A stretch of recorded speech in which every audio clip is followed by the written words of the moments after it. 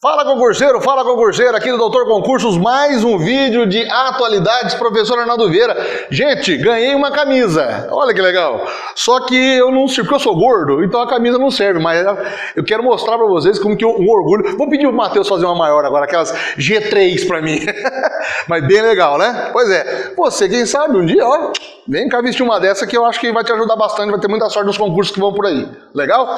Gente, começando sempre o vídeo pedindo pra você, automaticamente, clicar no sininho. O sininho aí sinaliza para você sempre saber e sempre receber vídeos bem legais toda semana.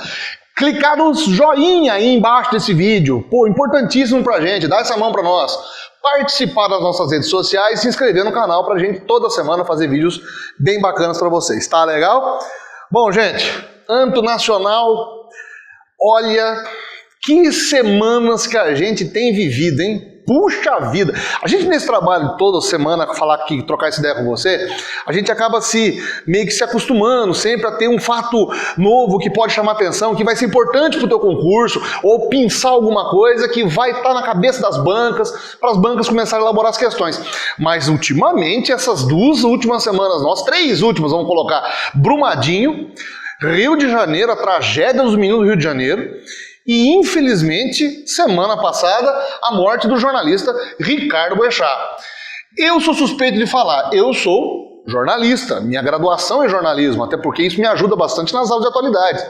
O Boechat era uma referência para todos nós.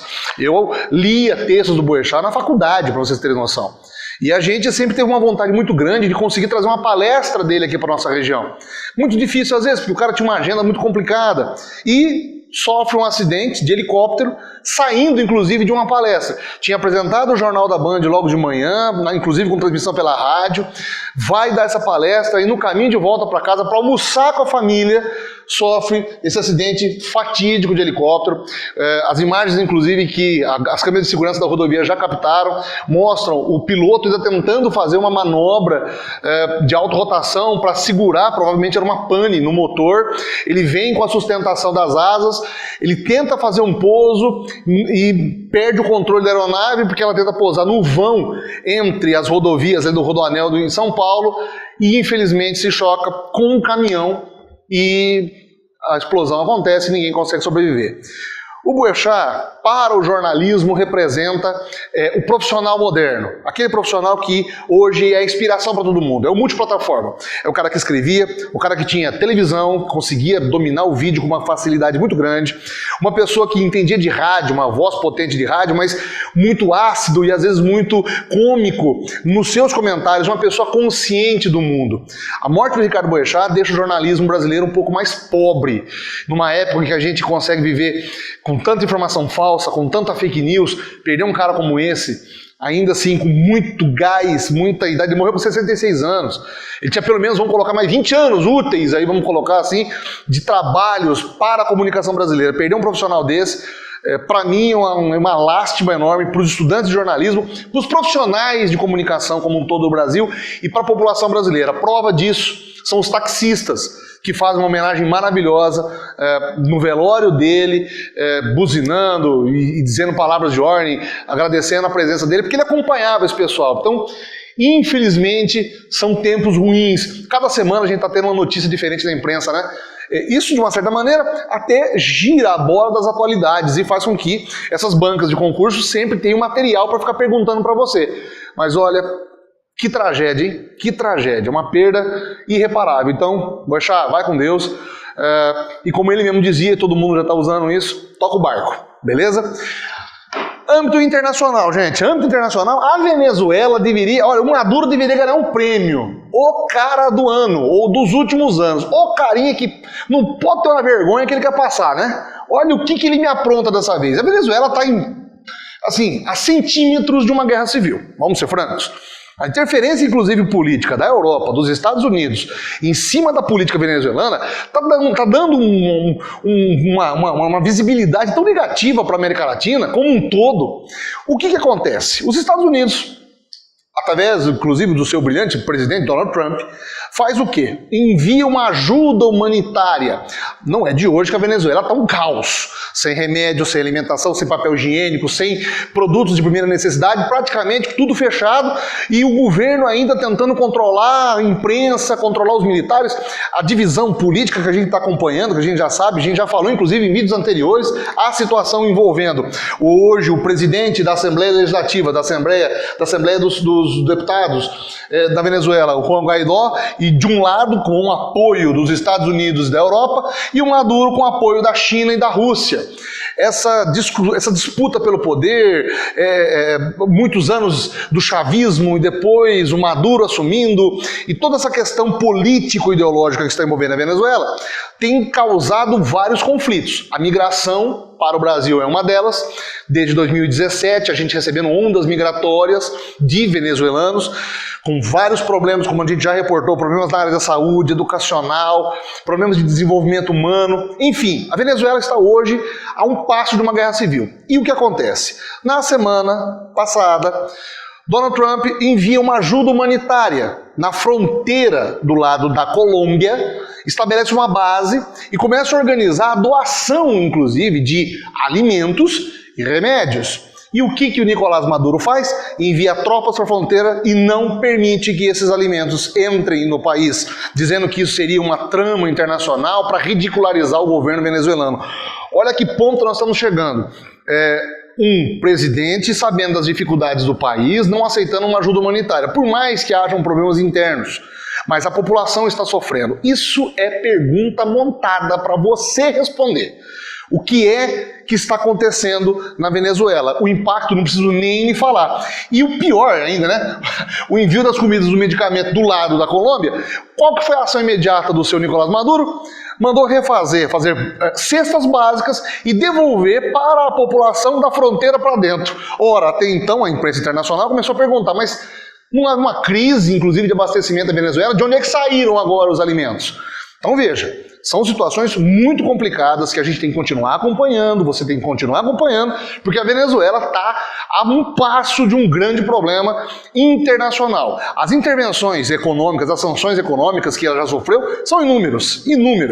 Mas agora, inclusive, a última informação que a gente teve naquela semana foi exatamente que o próprio Juan Guaidó estava avisando que até do lado do Brasil haveria uma missão humanitária enviando alimentos para lá. Vamos continuar observando para a gente ver o desenrolar dessa história. Tá legal? E, gente, 2018, olha que novidade. 2018 foi o quarto ano mais quente da história.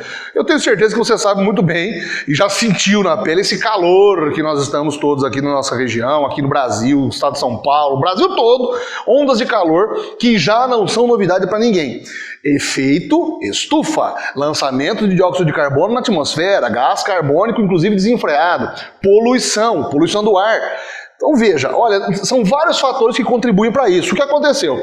2018, a temperatura média global foi de 14,69 graus.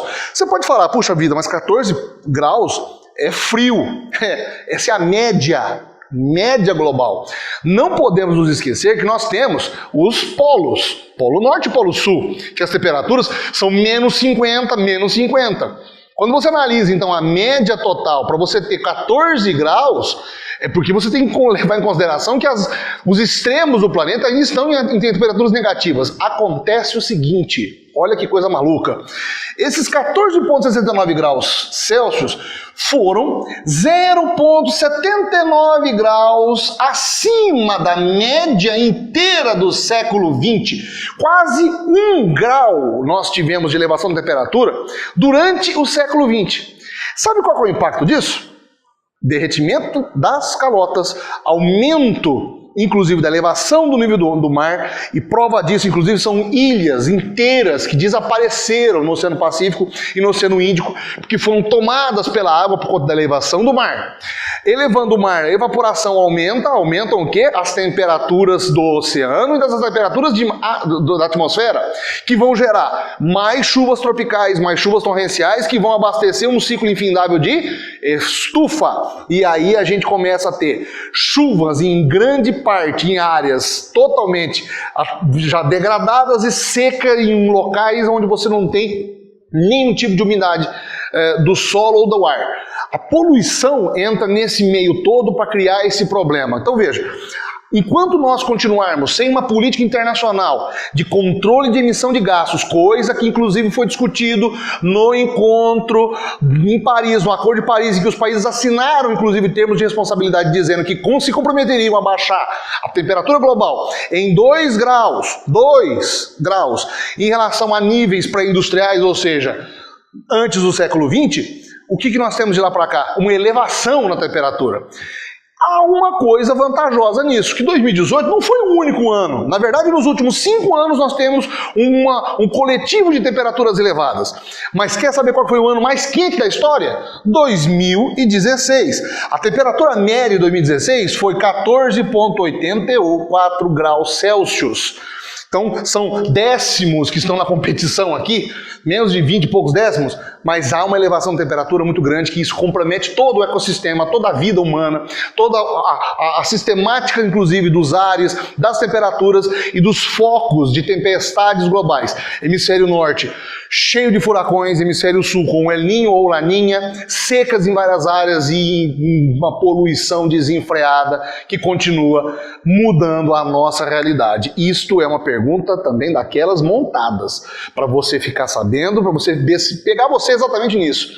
Números divulgados por entidades internacionais de manutenção do clima disseram que 2018 foi o primeiro, segundo, terceiro ou quarto ano mais quente de toda a história. Foi o quarto ano, infelizmente. Ok? Continuamos seguindo isso e vamos sempre trazer informações para vocês, tá legal? Encerrando esse vídeo, pedindo para você clicar no sininho, para você dar o like, dar o joinha nesse vídeo, participar das nossas redes sociais, se inscrever no canal para a gente fazer vídeo bem legal toda semana para você, tá legal? Um grande abraço, pessoal, a gente se vê por aí, valeu!